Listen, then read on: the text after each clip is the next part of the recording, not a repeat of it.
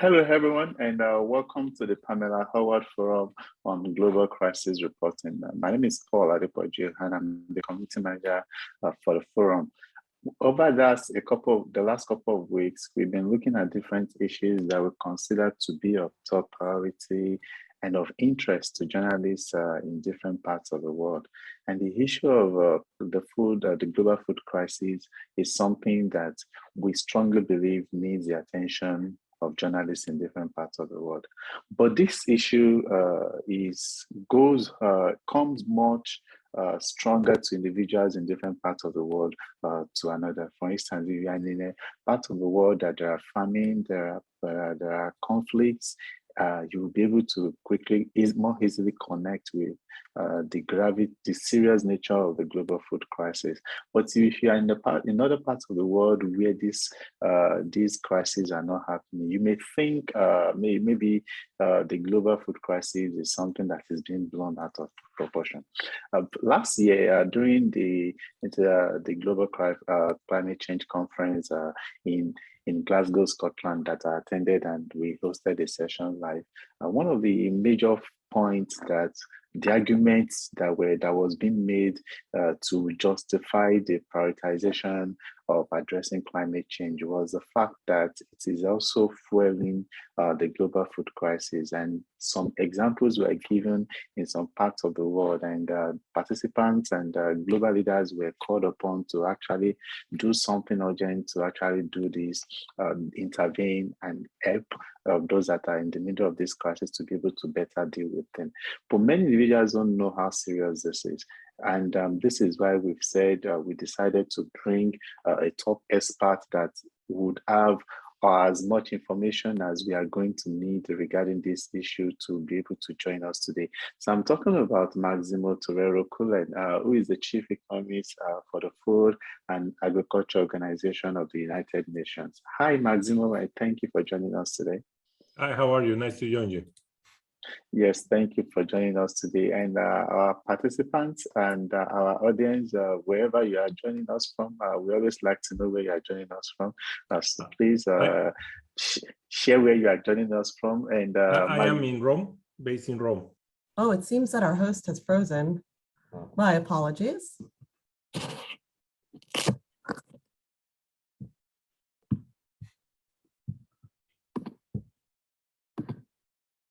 Hello, everyone. I'm Stella Roque. I'm Director of Community Engagement at ICFJ. I'm just going to step in for Paul until he gets his technology working again. Thank you again for joining us, Máximo. I guess you have a presentation to give to our participants, so I'm going to let you get started. Okay, great. So thank you so much. And let me start my presentation so that we can move.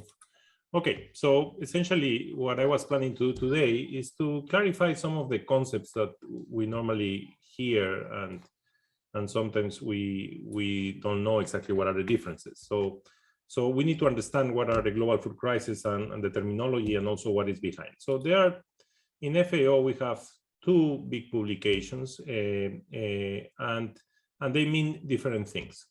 So first, what is food security? Essentially, there is food security when all people at all times have physical, social, and economic access to sufficient, safe, and nutritious food that meets their dietary needs and food preferences for an active and healthy life. To foster food security across the world, FAO and its partners seeks to address all forms of food insecurity. There are two main forms of food insecurity which often overlap. The first one is acute or transitory food insecurity, and that is captured with the Global Report on Food Crisis. And the GRFC numbers is a short-term, possibly temporary inability to meet food consumption requirements related to sporadic crises, conditions that can be highly susceptible to change and can manifest in a population within a short time frame as a result of sudden changes or shocks. This is the type of food insecurity that requires immediate humanitarian action. On the other hand, we have what we call chronic food insecurity, and this is captured by the prevalence of undernourishment or severe food insecurity as measured with the Food Insecurity Experience Scale, the FIES, that we developed. And is provided in our SOFI publication, the publication in your right-hand side. the state of food insecurity and nutrition in the world. And this report brings a long-term or persistent inability to meet food consumption and requirements. So acute food insecurity is more a short-term issue. Chronic food insecurity is more a long-term issue. The two reports are highly complementary. Acute and chronic food insecurity are not mutually exclusive phenomena. Indeed, repeated shocks and persistent crises can provoke upsticks in severe food insecurity and chronic food insecurity, forcing households into destitution and chronic poverty and potentially leading to starvation. While acute food insecurity, the short-term one, may require shorter-term interventions that address immediate causes. Interventions tackling root causes may also be important to prevent repeated transitory acute food insecurity, which may lead to chronic food insecurity. Decision makers worldwide can largely benefit from the findings of the two reports. In particular, a food crisis occurs when rates of acute food insecurity and malnutrition rise sharply at local or national levels, raising the need for emergency food assistance. So, two definitions. The definition of what is a food crisis is mostly measured based on acute food insecurity. Now, the IPC classification is the main tool used and that has been the global gold standard for classification of acute food insecurity and malnutrition, including the declaration of famines.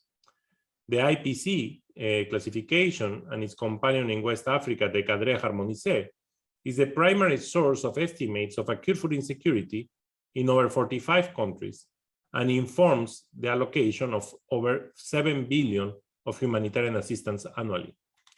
The global report on food crisis is produced twice a year by 16 partners and reports on the magnitudes and severity of acute food insecurity.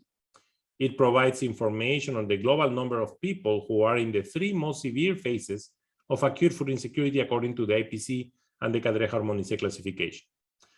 The crises are IPC and Cadre Harmonization Phase 3, Emergency, IPC or Cadre Harmonization Phase 4, and Catastrophe, which is IPC classification Phase 5. So what we try to avoid is arriving to Phase 5, of course. And when we arrive to Phase 3, 4, or 5, we declare an emergency because we need to provide immediate assistance. When in a crisis, IPC Phase 3, people start facing increasing malnutrition due to the lack of food, or they are only able to access food by selling off assets or through other harmful coping strategies. People in emergency, IPC Phase 4, face high levels of acute malnutrition and excess mortality due to the lack of food, or resort to emergency coping strategies to mitigate large food consumption gaps. People in catastrophe in IPC Phase 5 do not have any means left to access to food and are facing starvation and death. Famine should be avoided at all costs, so we should never allow it to be in Phase 5, but historically we have having several cases of famine. Stress conditions, or the IPC2 in yellow color here, are also relevant in food crisis contexts, although these require a more diverse set of actions than emergency response. Ideally, longer-term resilience, building and disaster risk reduction to protect livelihoods. So this is the whole level of different phases that we have to act and to evolve. And as I said before, from Phase 3 to Phase 4, we need to act immediately, and we should always try to avoid Phase 5.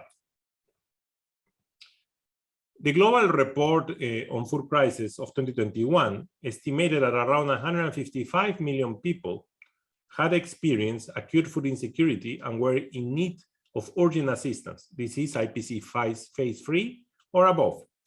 In 2020, 55 countries or territories that asked for external assistance, an unprecedented level as per 5 editions of the report.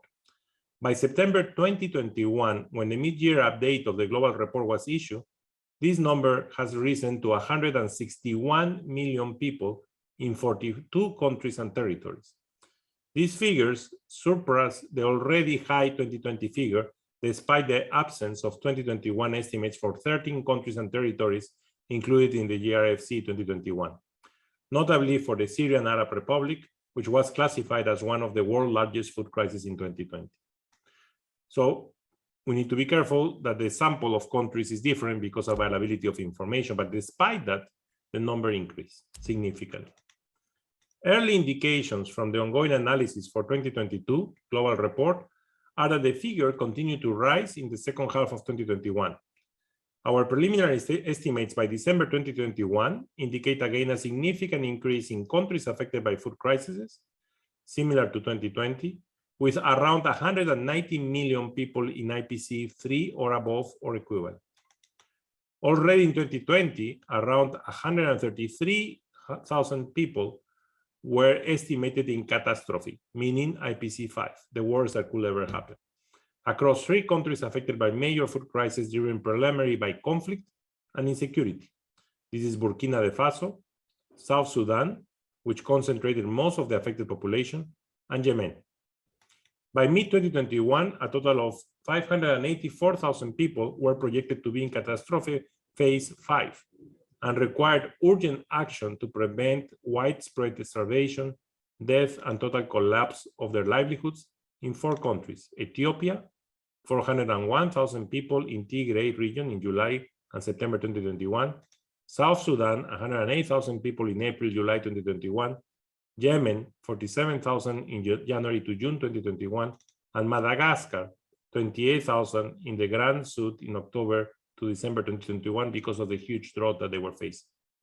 Several other countries, included in this update, witnessed alarming levels of populations in emergency, meaning IPC phase 4.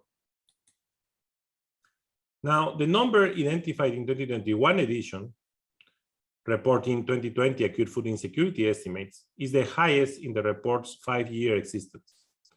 The increasing trend between 2016 and 2020 reflects the wider availability of food security data, including in previously inaccessible areas or in contexts where data quality was poor. However, it also reflects worsening levels of acute food insecurity. The number of people in crisis or worse in 2020 was nearly 20 million higher than in 2019. The additional people were mainly in 12 food crisis countries and territories: the Democratic Republic of Congo and the Syrian Arab Republic with around 6 million more each, Nigeria, 15 states and the FCT, and the Sudan with around 4 million more each, Afghanistan, Burkina Faso, and Honduras, all with around 2 million more each, and Burundi, Cameroon, and Mozambique, Sierra Leone, and Uganda, all with about 1 million more each. Over the 5 editions of the annual GRFC, the country coverage varied from 48 to 55 countries, resulting from the country selection process to define and delimit food crisis, acute food insecurity data available for the country selected. And the rigorous selection process rests on 2 sets of criteria. First, countries and territories that requested external assistance for food and or are faced shocks as assessed by the FAO use.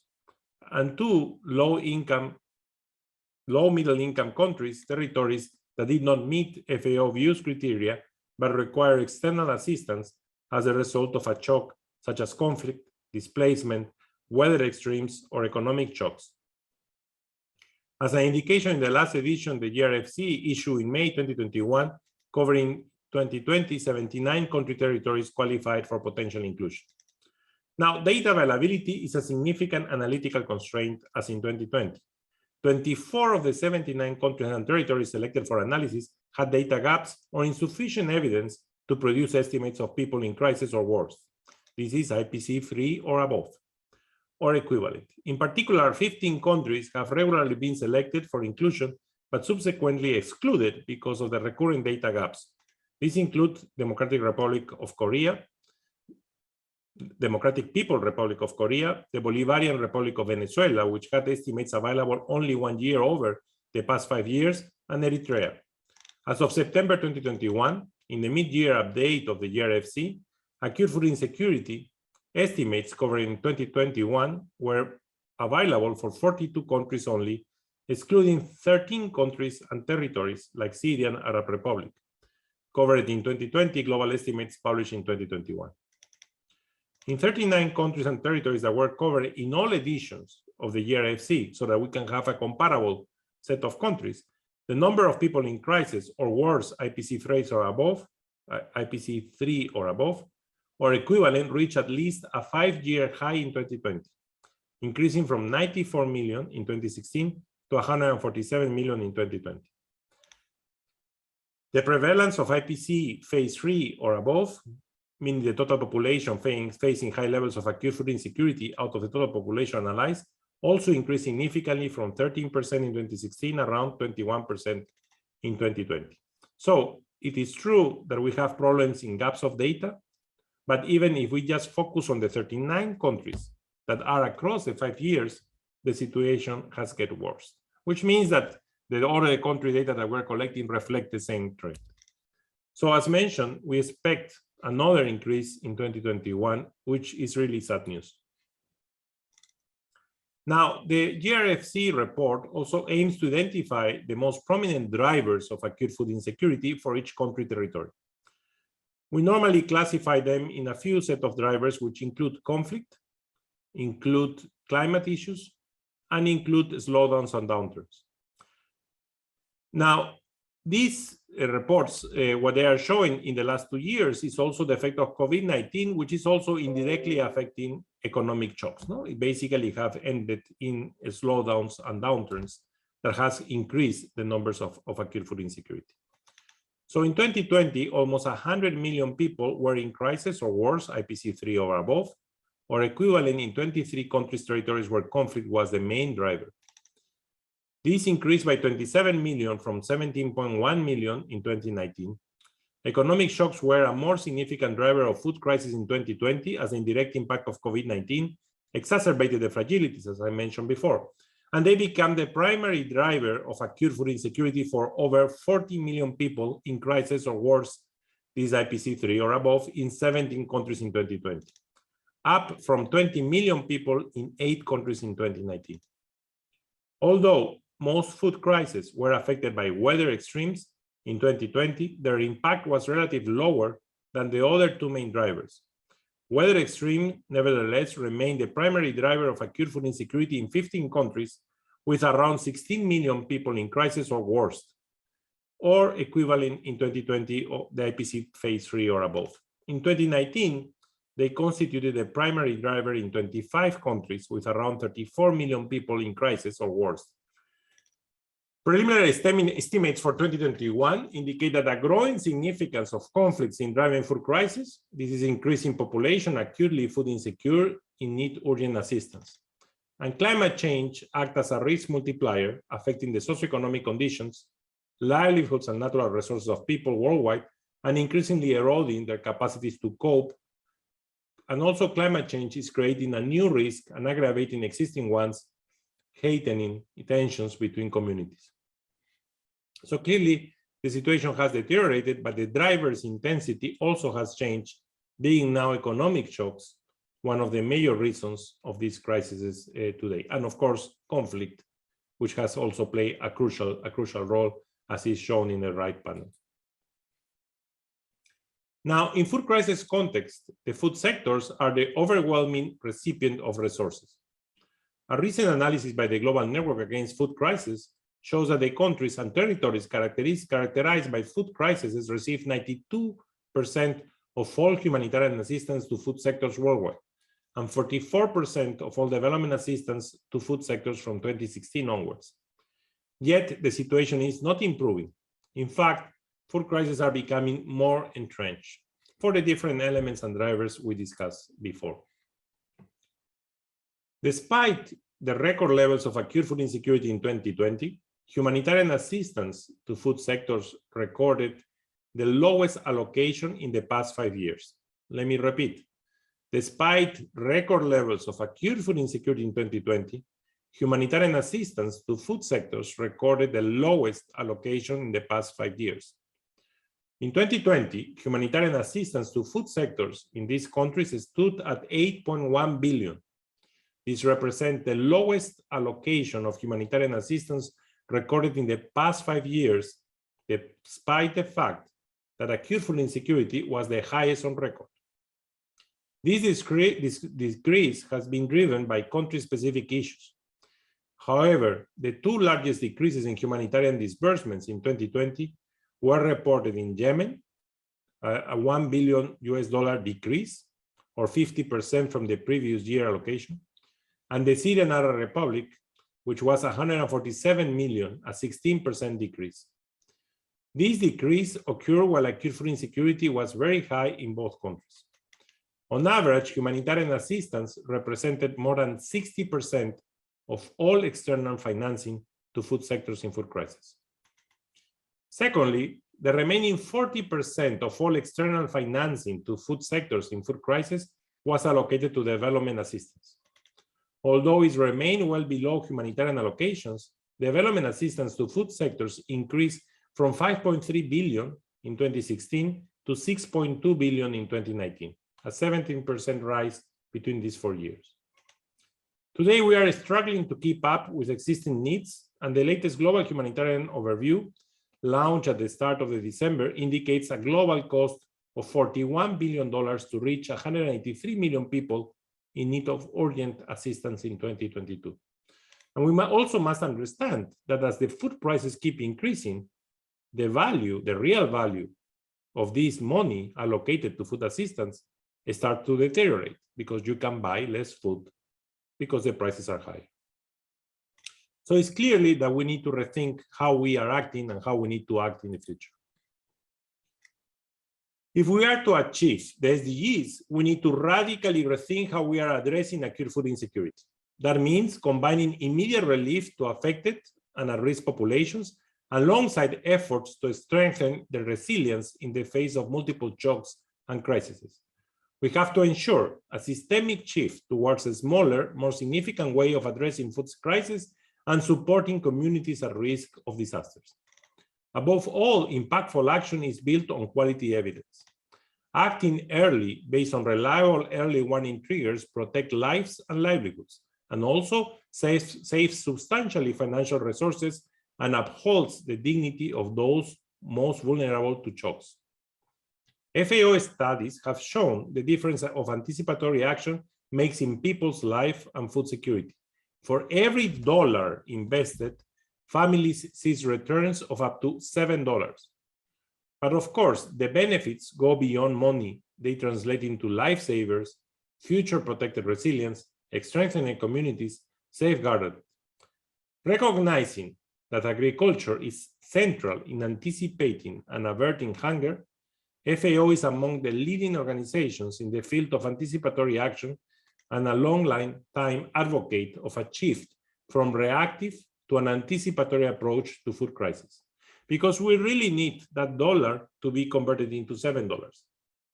Because the $1 of immediate aid through food will depreciate as long as the prices go up. But if we invest this properly in anticipatory approach, we will be able to get those $7 in real terms. Disaster prevention and preparedness measures are key to resilience and can reduce the need for emergencies response significantly at a substantially lower cost. This means massively increasing investments in disaster risk reduction interventions, including use of short cycle or drought tolerant seeds, rooftop water harvesting, and animal health campaigns.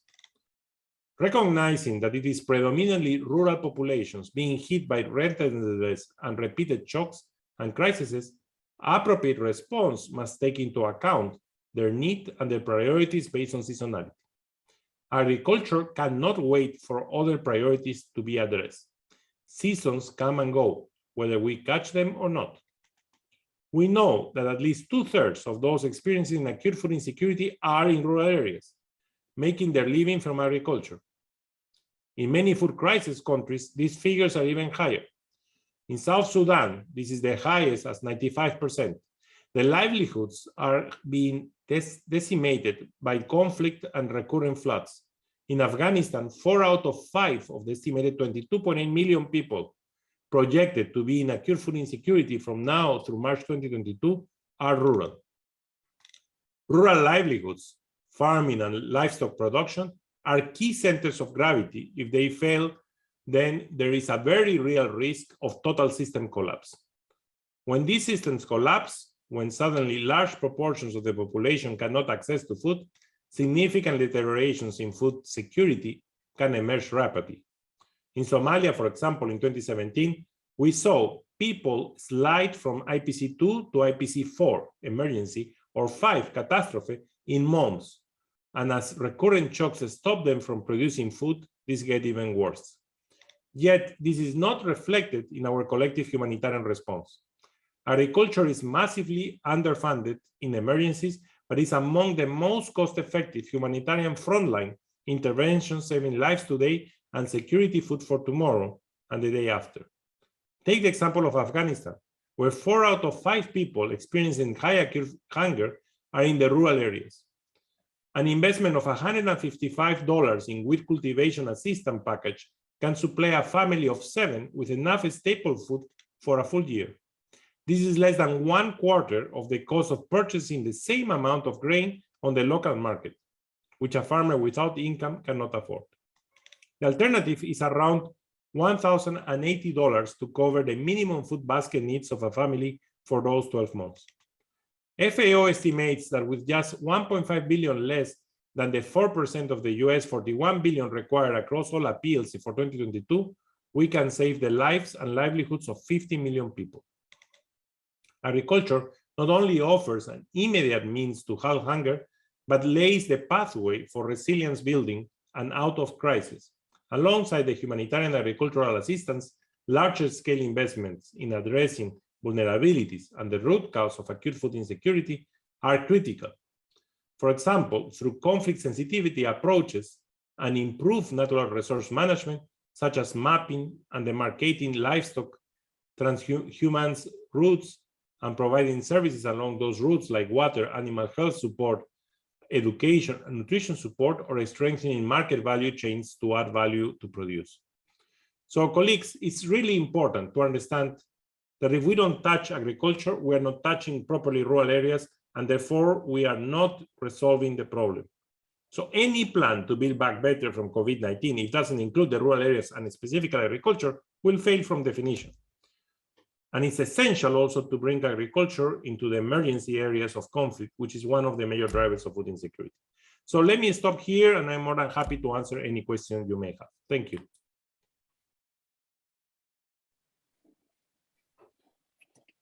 Yes, thank you very much for that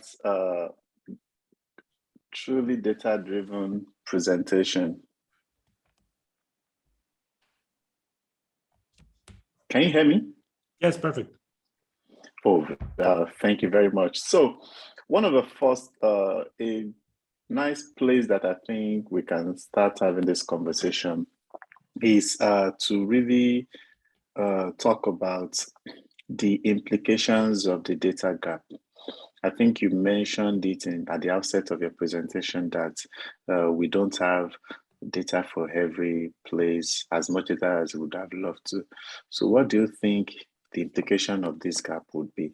Especially, yes, thank you. No, this is a very good question, because data is sometimes not taken seriously, and the role of data could be crucial. No, let me. It's not only the fact that we don't have data for countries that were before in food crisis, but it's also a policy tool. Let me give you an example. COVID-19 created a huge shock to income, okay, of people because of the lockdowns, because of the closures. And remember, in most developing countries, we have huge informal economies. And they didn't have a way to sell because they were closed. The economy was closed. Now, the way governments tried to minimize that was expanding their cash transfer programs. But the way they did it was transferring money to the people that were already in their listings of that they were food insecure and so on and so forth. But COVID-19 opened enormous amount of new hotspots of food insecurity. And if we didn't have the data available to identify where these new hotspots were, a significant amount of that money will have been wasted. And that's what happened, really. It's true that cash transfers helped to reduce the potential effect, but there were a significant amount of the population that moved into poverty. This was extremely relevant for Latin America, because Latin America were middle and high income economies, most of those countries. But the problem they face is that they were informal economies. As the lockdowns continue for more than 1 year or two, these people depleted all their savings. And now all of them, which were middle class, move automatically to poverty or extreme poverty. And now it will take years for them to recover their working capital because they don't have access to the financial sector. Now we have tools to collect that data, but we didn't have the donor money to be able to collect at the velocity and for all the countries we needed. So it's something that is not only donors, but also countries need to understand that they could have saved enormous amount of money if the targeting was better. Yeah, I really like that response. And it also brings the question, we'll go back to other issues, but I think it's better we sort out the issue of data as soon as possible. From your experience in this capacity, what do you think is driving the reluctance of countries to gather this data? And of course, to also, for those that are gathering them, to make them as truthful and as openly accessible as possible. Because if you look at the way COVID has been, COVID has actually shown that data gathering is not something that is not possible for most countries to achieve. We see countries sharing data every day of the number of new cases, but on the other hand, we see them not giving a true picture regularly of what the food crisis in their country is. So what do you say to that? No, look, there are several issues of the reason. One is, I think still there is a lot of lack of information on the cost effectiveness of having data in the time that you need it. And the reason is because many countries keep collecting data through their statistical offices that not necessarily is useful. So donors and people believe, okay, you're just doing an exercise of data collection, but in the real life decisions, that data is not necessarily useful because it's not real-time data.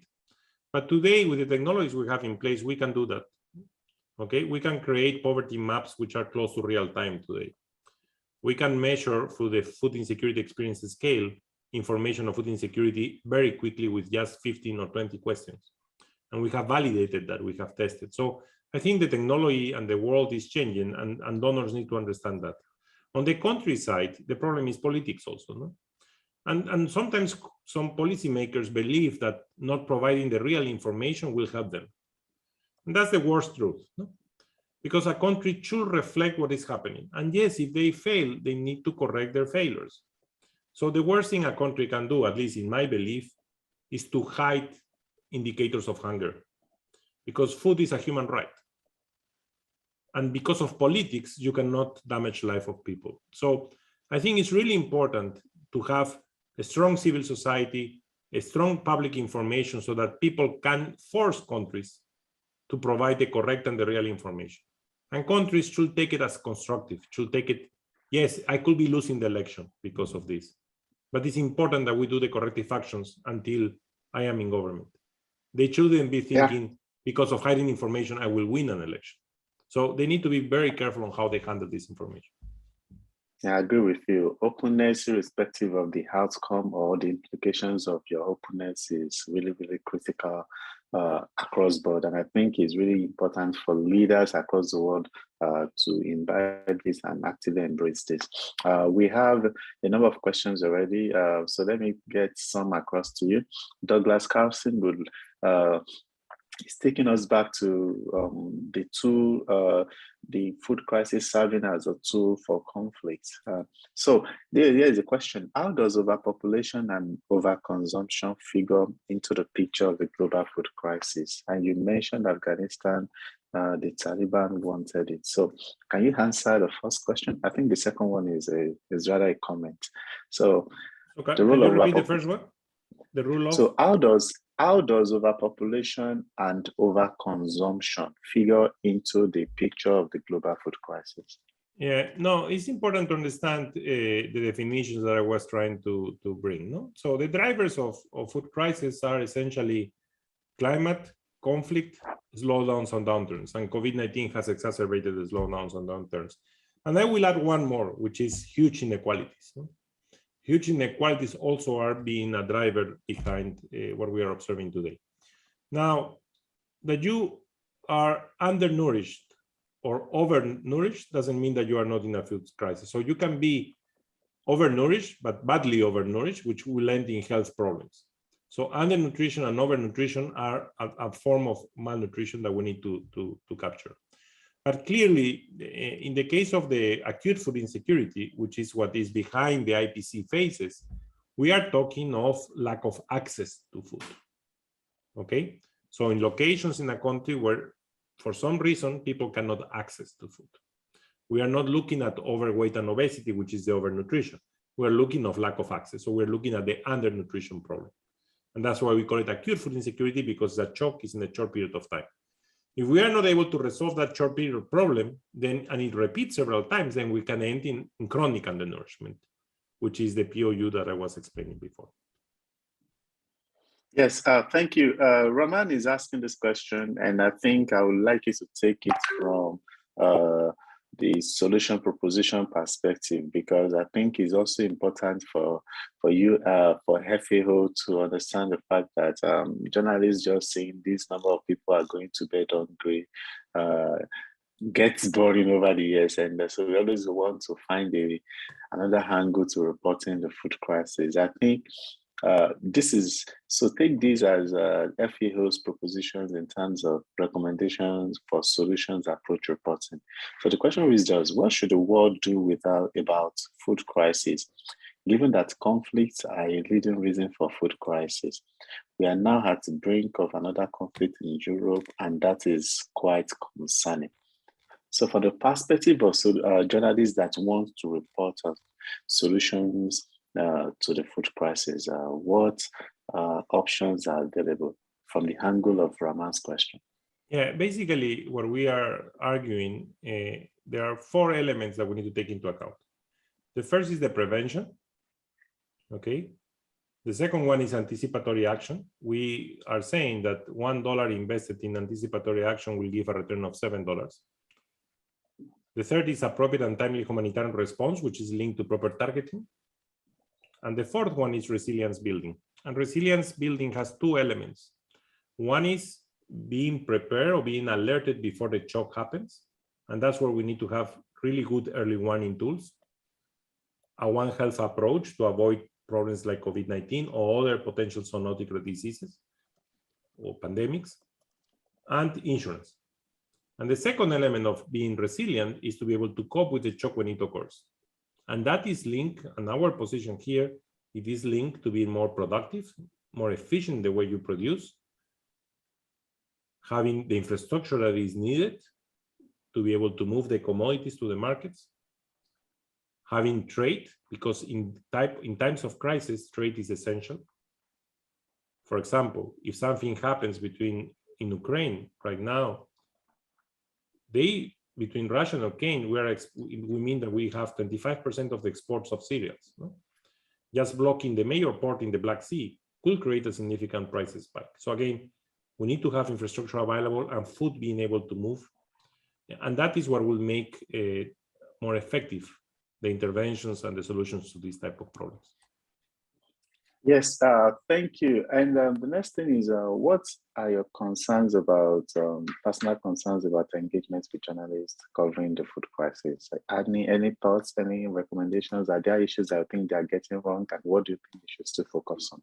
No, I don't think it's not concerns. I think it's really important for journalists to understand the difference of the different concepts. That's why I try to provide, and I will be more than happy to share the PowerPoint, the difference with what is acute food insecurity, which is normally what you hear from the WFP, for example, and what is the problem of chronic undernourishment.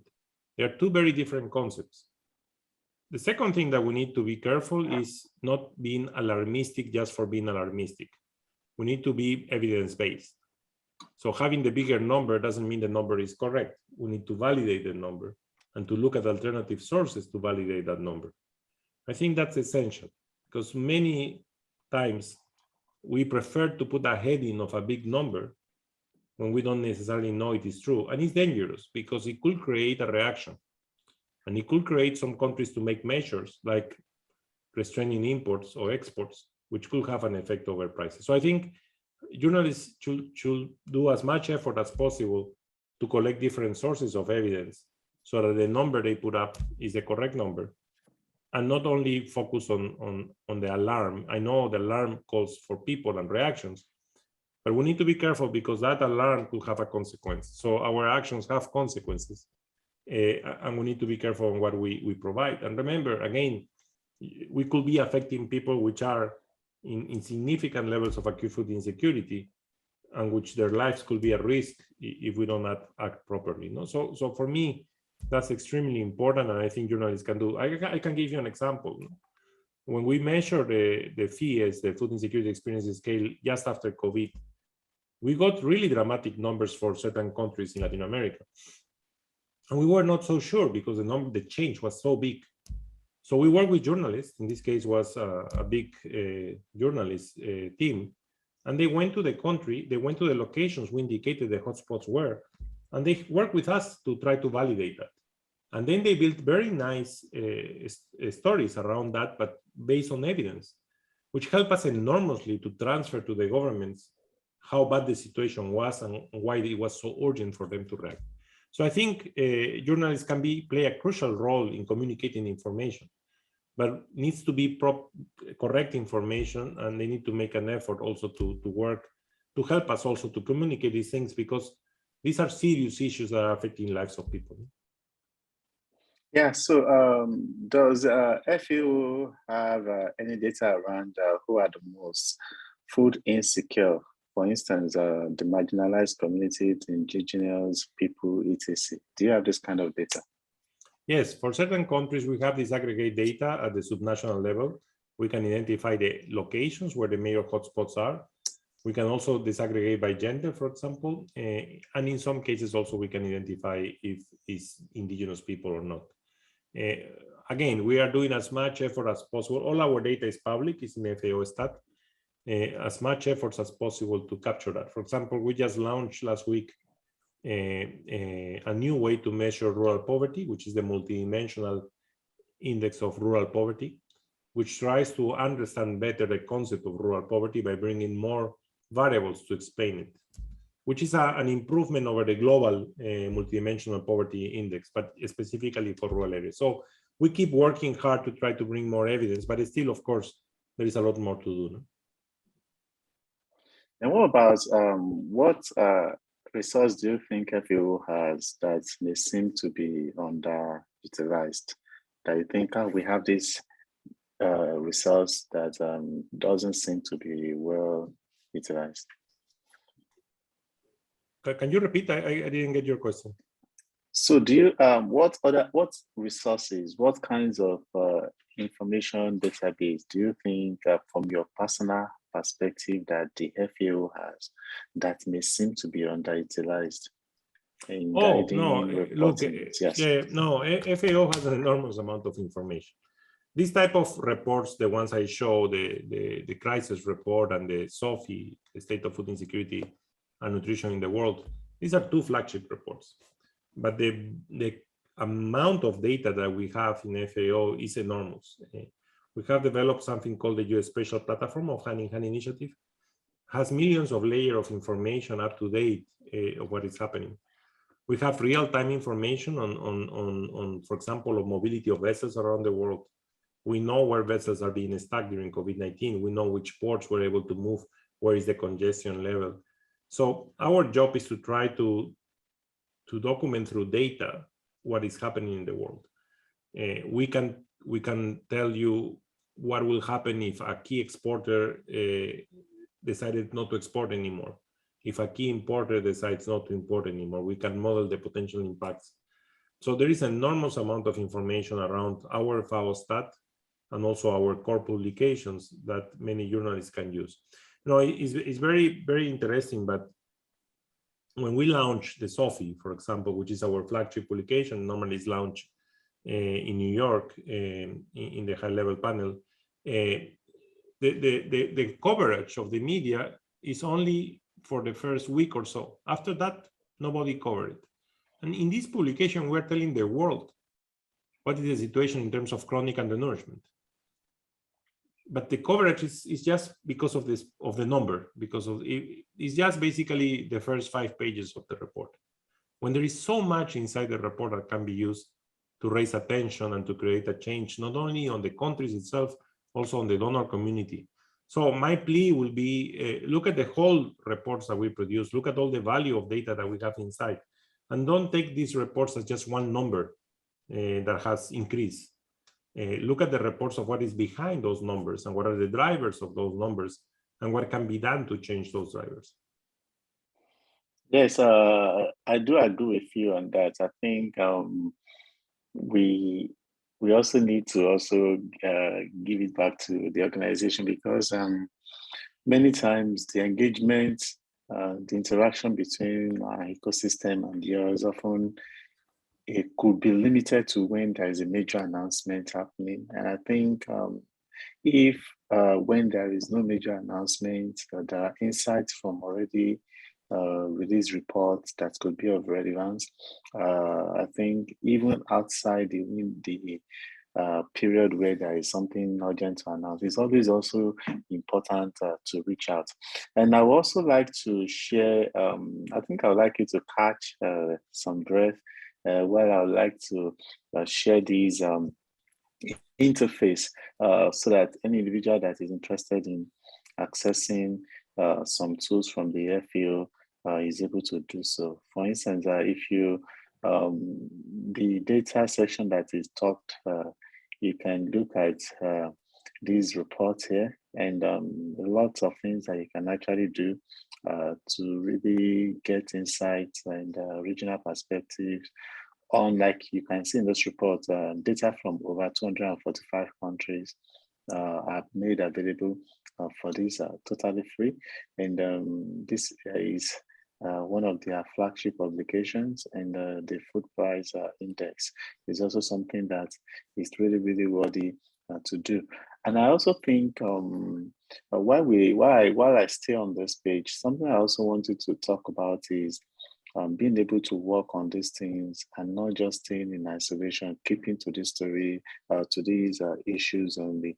Are there opportunities for cross issues, focusing on cross issues that go beyond the limitations of the FAO? And which strong issues do you think the food crisis can better be paired with to expand the body of knowledge and be able to do more thorough investigation and reporting? No, that's an excellent question. You know, normally we used to work in silos, no?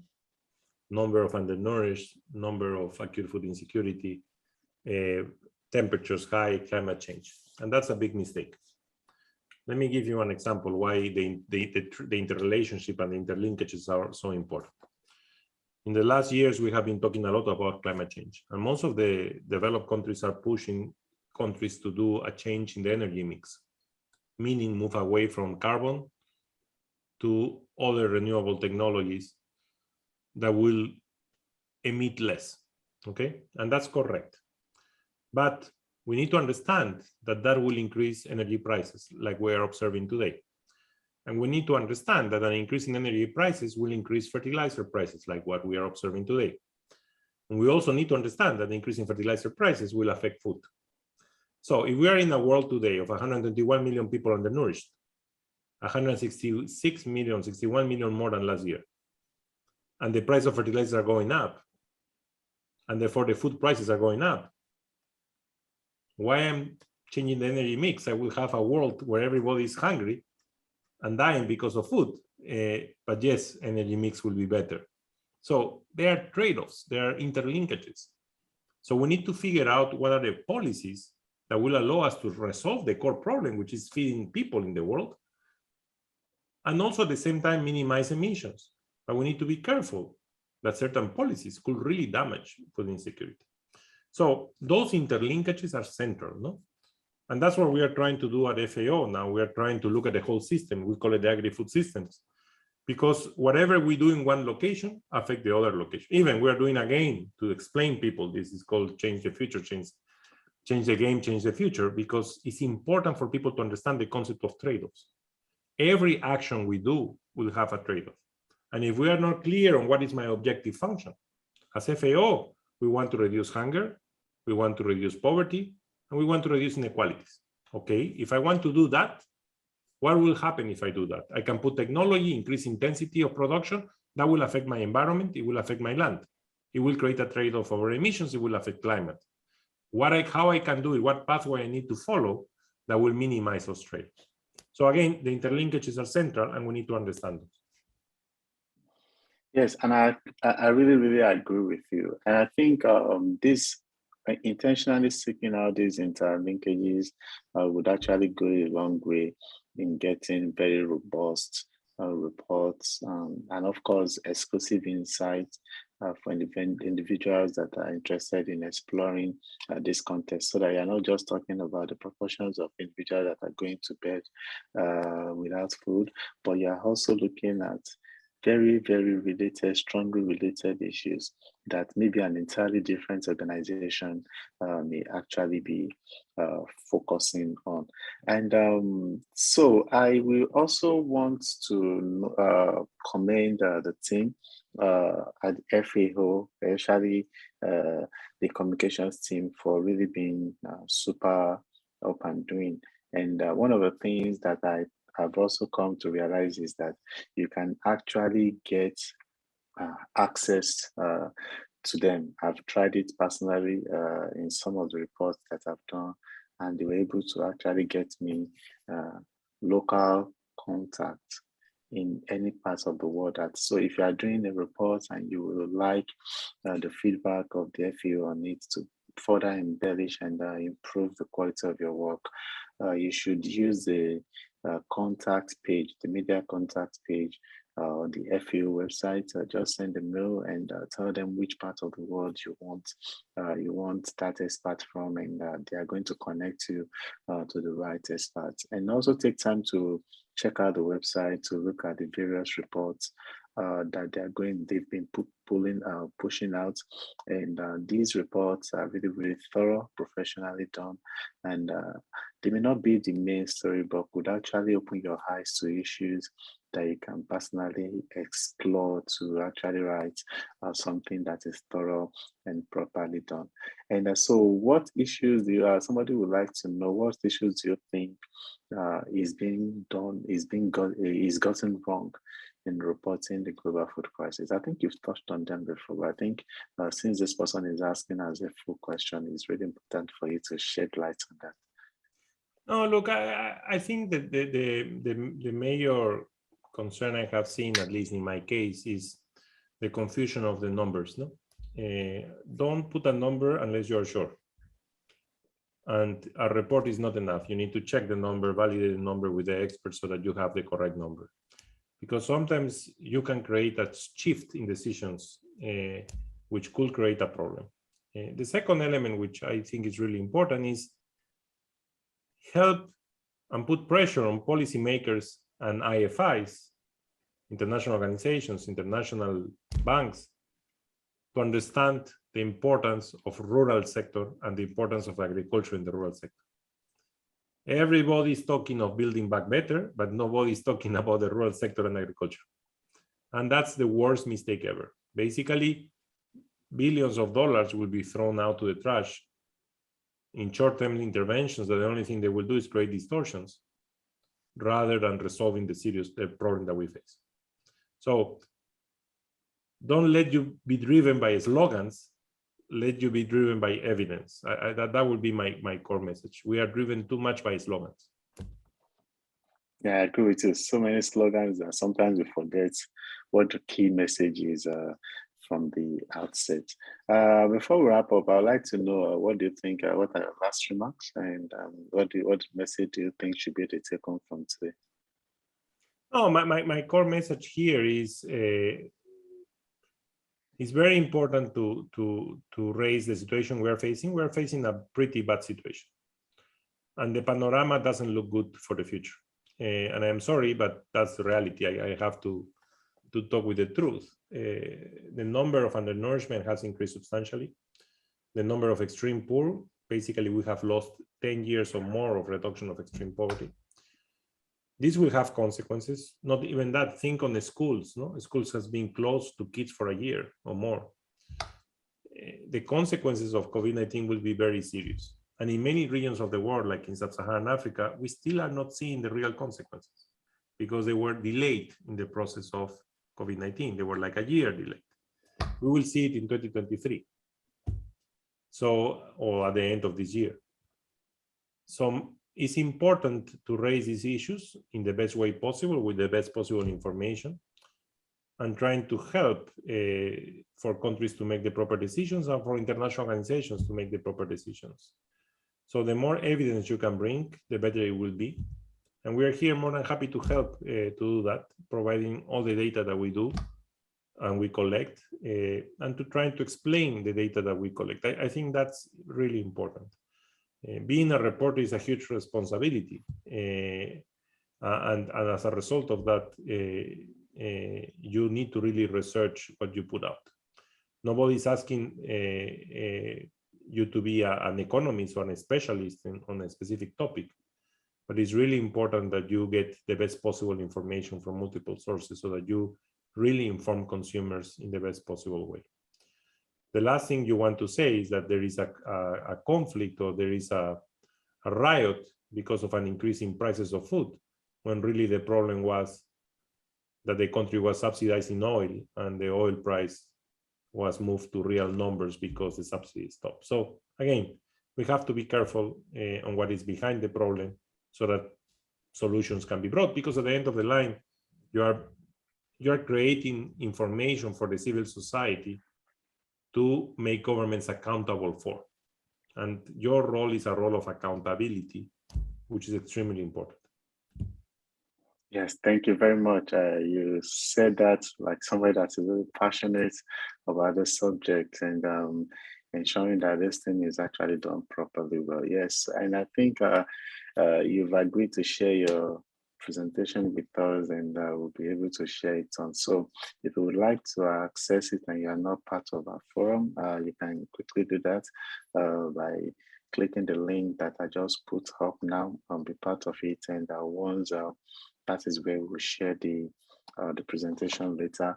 And if you would also like to access more resources, we have these very impressive, very thorough and expansive database of resources that can help you in what you are doing.